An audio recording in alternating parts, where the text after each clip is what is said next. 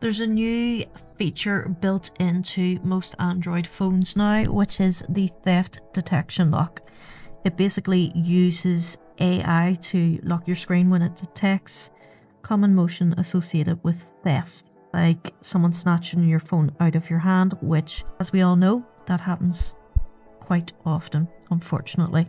So let's go to settings and we're going to just type in the search bar here, theft. And as you can see, I'm using a Google Pixel 6 and we go into theft protection. So you can basically turn that on and off whenever you please. It does give you a little more detail whenever you are switching it on. The offline device lock locks a device's screen when it's offline for a while. So again, if you want to turn that on and off, it'll give you more detail.